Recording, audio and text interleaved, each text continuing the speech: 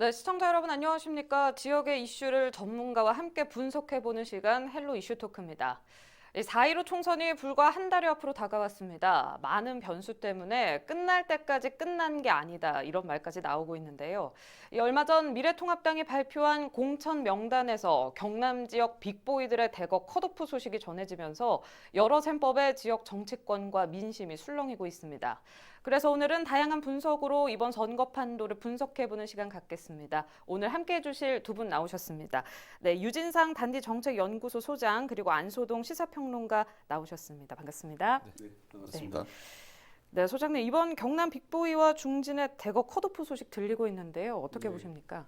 우선 김태우 후보가 창원 성산구를 이제 컷오프 돼가지고 결국에는 합천, 거창, 함양, 산청 본인의 이제 고향인 쪽에서 무소속을 선언을 했죠. 그리고 홍준표 전 이제 대표가 밀양, 창녕, 함안, 의령이 고향이긴 하지만 본인이 이제 무소속으로 출마하는 쉬운 길 가지 않을 거라고 기자회견을 했어요.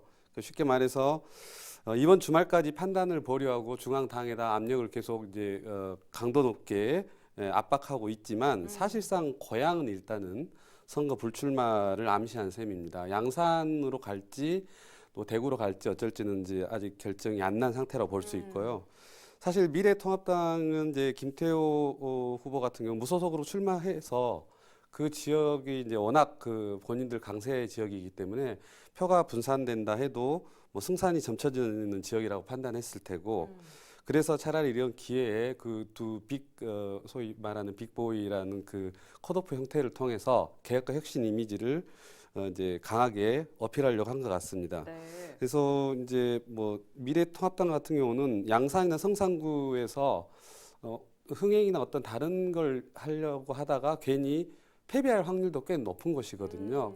그러다 두 마리 토끼를 놓칠 수가 있기 때문에 그런 이제 좀 개혁적이고 공정한 공천률을 부각시키려는 제스처를 좀 취한 것 같습니다. 네. 그리고 이제 조금 의외였던 것이 이제 마산 하포구의 이주영 의원인데 사실 이제 저희한테는 좀 의외로 다가올지 모르겠지만 여러분들한테는 정계에서는 어느 정도 예견된 상황이었습니다. 아, 그런가요? 예. 왜냐하면 이제 5선인데다가 그 지역은 꼭 이주영 의원이 아니더라 누가 돼도 당선되는 지역인데다가 지금 미래통합당의 혁신 이미지를 이미지 메이킹 하기에는 가장 좋은 것이거든요. 네. 5선도 우리가 컷오프 시켰다라는 뭐 이런 그리고 이제 여러 가지 뭐 세월호 참사 때 그 해수부 장관 했었잖아요. 그래서 이제 그런 후속 조치에 대한 이미지라든지 이런 것들을 다 완전히 정리가 안 된 상태였기 때문에 이 기회에 여러 상황이 이제 무르익었을 때 그 5선 의원을 컷오프 시키는 그걸 참아서 당의 이미지 쇄신을 노리려고 한 그런 전략이 조금 보입니다. 네, 유진상 소장 의견 들어봤고요. 이 안소동 평론가께서는 네. 여야 날카롭게 비평하시는 분인데 이번 컷오프 소식 딱 접하셨을 때 네. 어떠셨어요? 이제 빅보이가 이제 관심인데, 뭐 경남 지역에서는 뭐 워낙 이제 두 분이 이제 정치적 그 물론 평가를 받고 있고 또 우리 전국적으로도 그렇게 평가를 받고 있지 않습니까? 이 빅보이란 말은 이제 남을 비하를 할 때 아주 나쁜 친구, 나쁜 녀석 이렇게 이제 표현하기도 하고 또 실업계에서는 이제 거물을 이제 표현하기도 하는데 그런 이제 정치에 인용을 해서 우리가 이제 빅보이라고 쓰고 있는데 뭐 미래통합당 내에서는 이제 빅보이를 하면은 이제 김태호 전 지사, 홍준표 전 지사, 황교안 대표, 오세훈 전 시장 뭐 이런 분들이 빅보이로 이제 우리가 볼 수가 있는데 오세훈 전 시장, 황교안 대표는 이제 서울에 이제 공천이 확정이 됐죠. 그래서 나머지 두 분이 있는데 사실은 뭐 이미 그 미래통합당의 공천은 최소한도 50% 이상은 이제 물갈이 할 것이다 예상이 됐었죠. 됐고 이제 여기서 한 가지 우리가 주목해야 될 것은 이 빅보이들의 공천 문제는 왜 중요하냐면은 첫째는 당의 개혁과 물갈이 공천의 어떤 그 국민들의 이미지를 각인을 시키기에는 공천이라는 게 이제 어느 사람을 공천을 주느냐보다도 이 빅보이 같은 이런 정치적 거물을 누가 잘라내느냐 여기에서 국민들은 굉장히 감동을 느낍니다. 네. 그래서 뭐 어떤 분들은 뭐 이 빅보이 한 사람의 공천은 물갈이가 평의원 10명의 그 물갈이 효과도 맞먹는다 이런 지적을 하고 있죠. 그래서 역시 뭐 이분들의 공천 과정에 지금 여진도 일어나고 후폭풍도 많이 일어나고 있지 않습니까? 그래서 이제 이 문제는 지금 4.15 총선은 이제 당내에 이 패권 구도하고 맞물려 있습니다. 이게 이제 문재인 정권의 임기 절반은 넘어가고 있고 또 2년 뒤에는 이제 대권과 지방선거가 맞물려 있지 않습니까? 그래서 이게 대선에 이제 바로 전초전이기 때문에 여기서 중요하다. 그렇죠. 당내의 역학 구도가 맞물려 있기 때문에 그만큼 공천 구도가 이제 이렇게 어렵고 큰 이제 파장을 일으키고 있는데 아마 이 빅보이들의 그 이 공천 결과에 따라서 당내 패권 구도도 아마 바뀔 것이다. 저는 그렇게 판단합니다. 네, 알겠습니다. 조금 더 자세히 짚어볼 텐데요. 먼저 가장 주목받고 있는 사람이 일단 홍준표 전 지사입니다. 의외라는 반응도 있고 뭐 여러 가지 의견이 나오고 있는데 본인은 컷오프가 있을 수 없다 이렇게 말을 했었는데 소장님은 이 공천 탈락 예견하셨습니까? 네, 우선 물론 다 아시겠지만 미래통합당 홍 전 대표가 이제 경남 밀양 의령 함안 창녕 출마를 고수하다가 중앙당에서 일단 그 이제 지역은 안 된다 험지 출마를 강요하니까 양산을 이제 김두관 후보가 나온 곳에 자청해서 내가 후보로 나가겠다고 했었죠. 네. 근데 이제 그것마저 컷오프가 된 상황이죠. 그러니까 이제 홍준표 전 대표가 양산으로 출마지를 역제안했을 때는 굉장히 많은 생각을 했을 겁니다. 아까 방금 박사님께서 말씀하신 것처럼 이 선거 이후에 김두관 후보한테 졌을 경우와 이겼을 경우 모두 다 본인한테 크게 손해보지 않는다는 판단을 했을 수 있습니다. 만약에 이겼을 경우에는 대권 주자나 당 대표급으로 급부상하면서 자기가 이제 다시 이제 재기를 노려볼 수 있는 상황이 됐을 테고, 그다음에 홍준표 전 대표의 그 전략적 판단과 저돌적 역공에 지금 중앙당이 지금 당황해하고 있는 모양새거든요. 그래서 이제 홍 전 대표가 그 이번 주까지 중앙당한테 입장을 달라고 오히려 엄포를 놓는 그 연출이 지금 상황이 됐습니다. 그래서 이제 또 하나 홍 전 대표가 아마 탈당을 하지는 않을 걸로 저는 봅니다. 네. 왜냐하면 일단 탈당을 하고 나면 당 대표나 대권 주자 후보 그 군에서 멀어지기 때문에, 그렇기 때문에 굉장한 힘겨루기 양상을 보이면서 이미지를 이제 부각시키고 있고요. 그다음 어느 정도로 지금 그 중앙당을 강도 높게 비판하고 있냐면 양아치 공천, 뭐 공작 공천, 네. 그다음에 뭐 양아들 공천, 수양딸 공천. 홍 전 대표 특유의 이 아주 거친 거침없는 말투. 네. 말투를 써서 중앙당을 강하게 이제 비판을 하고 있는데, 우리가 여기서 지난 총선을 좀 분석해 볼 필요가 있는데, 경남 밀양 의령 함안 창녕에서 지난 총선 때 새누리당 엄영수 후보가 41%, 국민의당 우이식 후보가 9%, 무소속 조혜진 후보가 38%를 얻었는데, 조혜진 후보가 원래 이제 같은 당 소속이었는데 무소속으로 나가서 표가 분산됐음에도 불구하고 네. 대항마가 전혀 없었다는 거예요. 그러니까 안심하고 이제 이런 그 뭐라 그럴까 전략이라든지 이런 것들을 강도 높게 밀고 나갈 수가 있는 거고, 지금 현재는 그쪽에서 조혜진 이제 후보 공천을 받은 상황이기 때문에 만약에 홍준표 전 지사가 고향으로 나간다고 해도 조혜진 후보를 이길 수 있을지 없을지 장담을 못하는 상황이거든요. 그러니까 일찌감치 고향은 이제 포기를 한 겁니다. 그리고 이제 또 하나 양산을 볼 필요가 있는데, 양산 같은 경우는 지난번 때 이제 서영수 현재 민주당 국회 이제 의원이 2% 차이로 아슬아슬하게 이겼는데, 그게 이제 박인 후보가 자유한국당의 박인 후보가 무소속으로 나가면서 10% 표를 가지고 갔어요.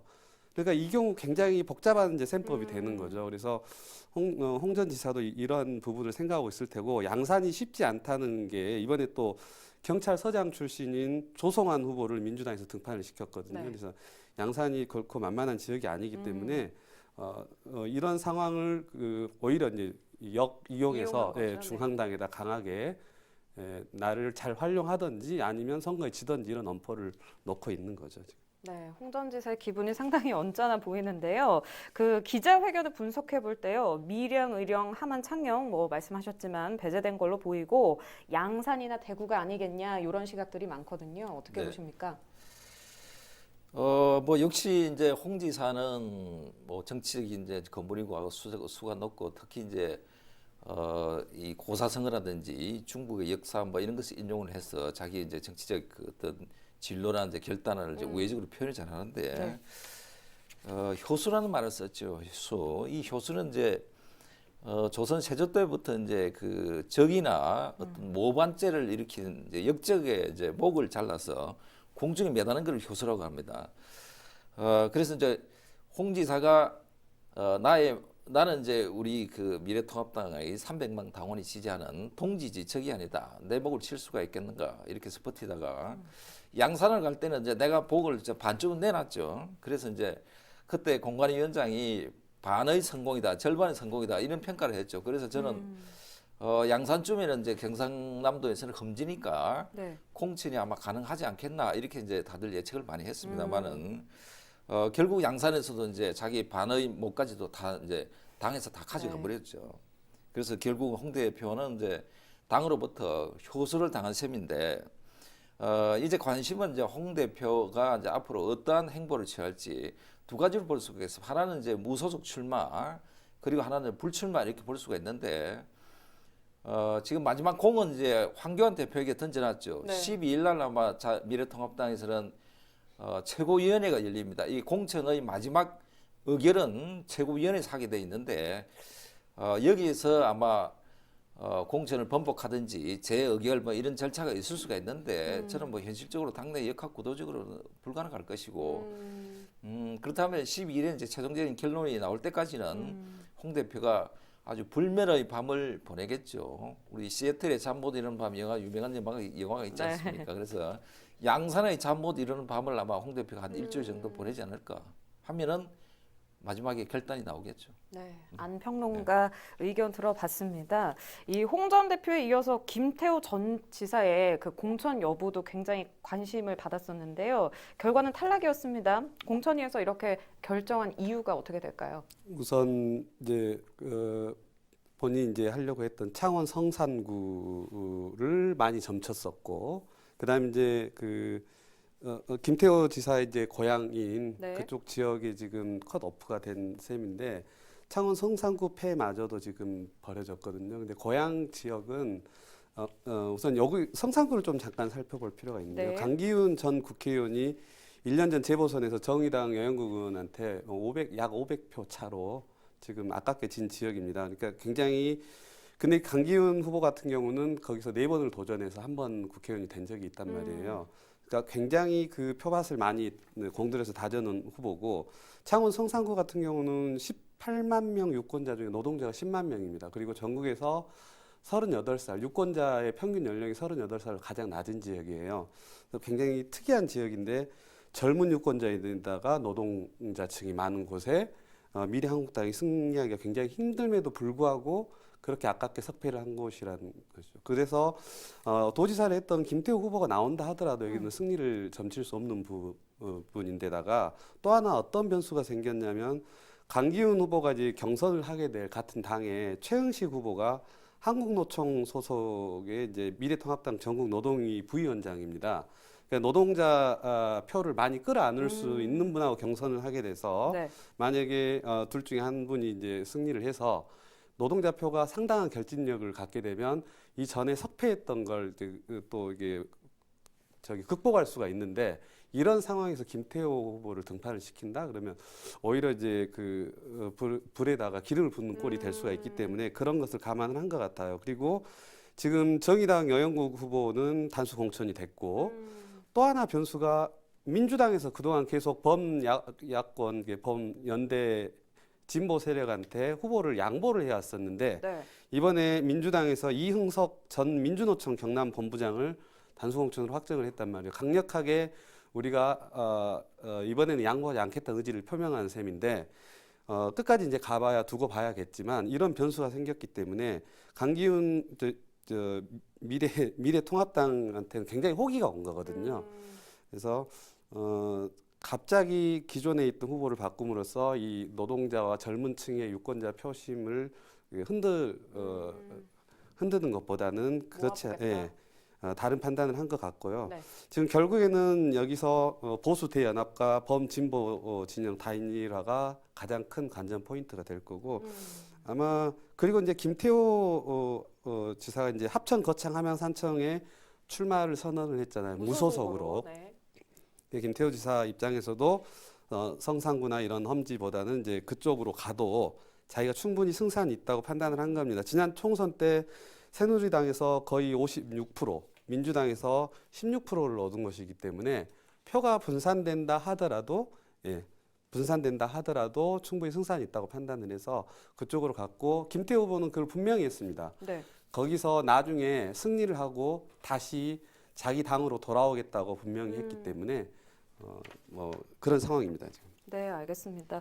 이번 컷오프 명단 중에서 저는 개인적으로 충격을 받았던 부분이 이 마산 하포구 이주영 의원이거든요. 예. 예비 후보로 선거운동도 꽤 활발하게 했었는데 그 컷오프가요. 지역에서는 통합당이 이번 총선의 변화를 예고한 거다 이런 목소리 들리고 있지 않습니까? 예. 네, 소장님 어떻게 보십니까? 제가 서두에 말씀드린 것처럼 우리 유권자들은 되게 의아하게 생각할지 모르겠지만 정계에서는 어느 정도 네. 점쳐졌던 부분이고 지금 가장 미래통합당에서는 이주영 후보만큼 그 마산 하포구라는 곳은 네.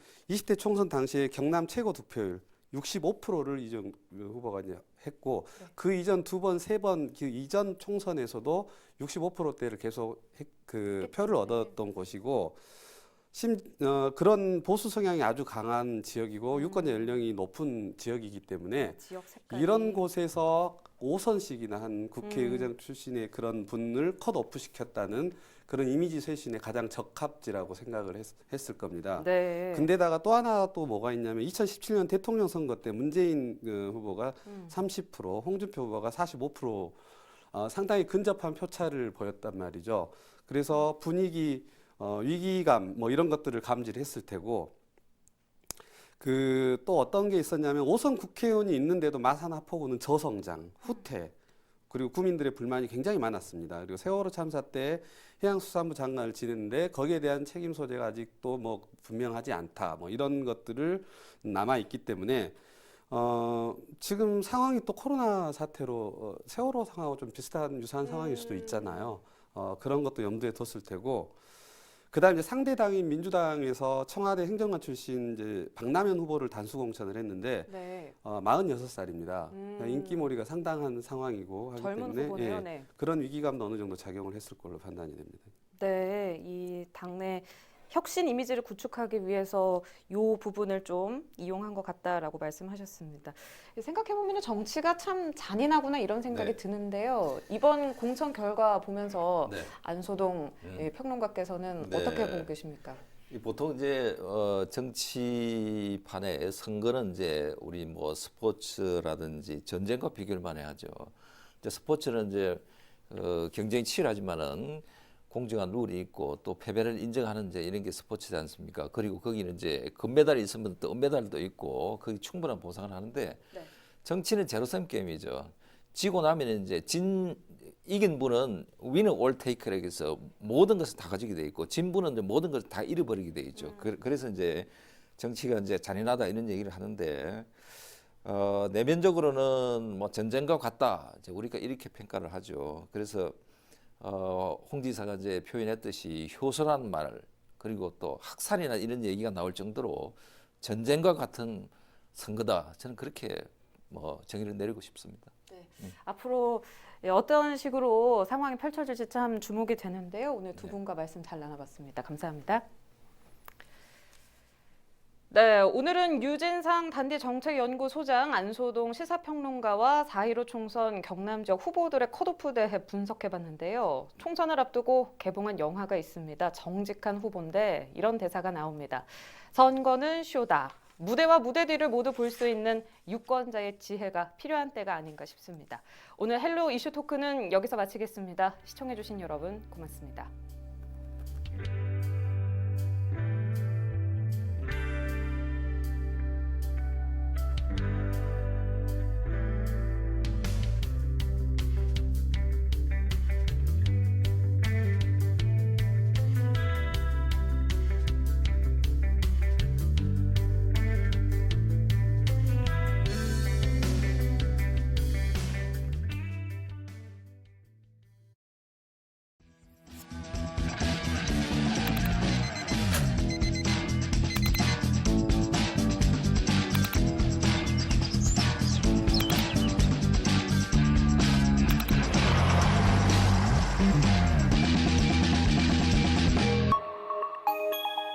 25